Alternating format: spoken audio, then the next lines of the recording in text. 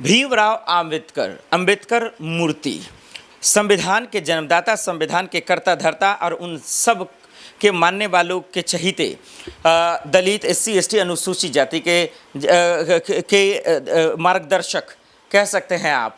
उनके साथ आज ज्यादती हो रही है, उनके साथ आज जुल्म हो रहा है और उनको नीचा दिखाने की कोशिश की जा रही है। उसके लिए तरह तरह से हो रहा है, कभी पार्लियामेंट के अंदर, कभी कोर्ट के अंदर, कभी सड़कों पर, कभी कहीं मूर्ति तोड़ दी जा रही है तो कभी कहीं ग्वालियर कोर्ट में मूर्ति नहीं लगने दी जा रही है तो कभी उनका अपमान किया जा रहा है।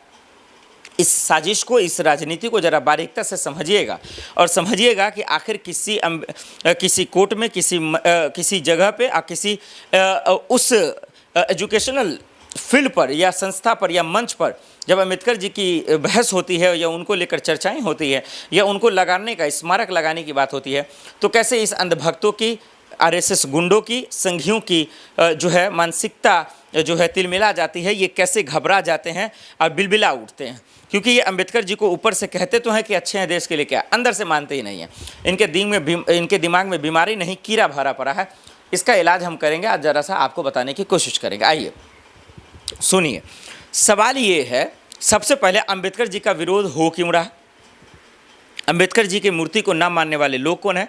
अंबेडकर जी से नफरत करने वाले लोग कौन हैं? अंबेडकर जी से का विरोध करने वाले लोग कौन हैं? और जिस राज्य में, जिस स्टेट में हो रहा है, वहाँ के प्रशासन, वहाँ के मुख्यमंत्री का सोच क्या है, उनकी राय क्या है, आइए इस पर ज़रा सा तवज्जो डालते हैं। मामला यह है दर्शकों, इस देश में दलित, अनुसूचित जाति, एससी, एसटी और तमाम वो गरीब तबके के लोग जो आज आज़ादी से बोल रहे हैं, या मैं जो बोल रहा हूँ, या उनको सुन रहे हैं, या वो अपने आज़ादी से सांस ले पा रहे हैं, ये किसी जो है आज की मौजूदा सरकार का देन नहीं है। वो हमारे स्वतंत्रता सेनानी, हमारे पूर्वजों, हमारे सैनिक और साथ ही साथ भीमराव अंबेडकर जी का देन है। वो आज नहीं होते तो लोग बोल नहीं पाते, वो आज नहीं होते या उनका योगदान नहीं होता, वो संविधान नहीं बनाए होते, तो आज यकीन मानिए कि गरीब कुछ लोग के साथ और ज्यादती होती और भी जुल्म होता। और जब उनकी मूर्ति लगाने की बात आती है तो वो मनुवादी, वो दरअसल जो है आरएसएस के गुंडे और वो संघी लोग आज भी सड़कों पर विरोध करने चले आते हैं। अंबेडकर जी का मूर्ति नहीं लगने देते हैं, साफ शब्दों में कहते हैं कि नहीं लगने देंगे, जो करना है कर लो। अब इनकी मानसिकता को आप पढ़ ही रहे हैं, इनकी मानसिकता को समझ रहे हैं कि ग्वालियर हाईकोर्ट में एक आदेश आता है कि अंबेडकर जी की मूर्ति लगा दी जाए, परमिशन मिल जाता है, इजाज़त मिल जाता है, अंबेडकरवादी खुश हो जाते हैं, अंबेडकरवादी वकील खुश हो जाते हैं, वो वकीलों का गुट खुश हो जाता है जो अंबेडकर जी को मानता है, उनकी कसम खाकर जो है कोर्ट में बैठता है और उसी के बदौलत इंसाफ करता है। लेकिन एक तरफ विरोधी हैं, एक तरफ अंधभक्त लोग हैं, एक तरफ आरएसएस और संघी के गुंडे हैं जो कहते हैं अंबेडकर जी की मूर्ति नहीं लगने देंगे। वो इसलिए नहीं लगने देंगे क्योंकि वो उनसे नफरत करते हैं, उनके शक्ल से उनको मिर्ची लगती है, उनके शक्ल से उनको प्रेरणा नहीं मिलती है। ये गोडसे के लोग हैं, ये गोडसे को मानने वाले लोग हैं। लेकिन आप बताइए कि इस लोकतांत्रिक देश में क्या गोडसे की जगह है?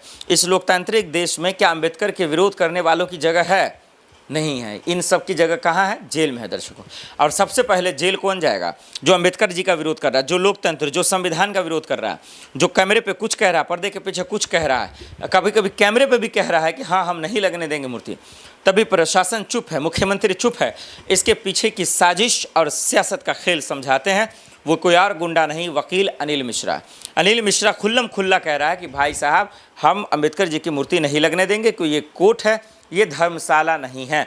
मैं बताऊंगा कि वाकई में कोर्ट है, ये धर्मशाला नहीं है और अंबेडकर जी की मूर्ति लगेगी। जितना आपको दम है आप लगा लीजिए। और इन अनिल मिश्रा कैसे, ये जो वकील है, जेल जाएगा, वो भी अब हम आपको कान खोल कर बताते हैं।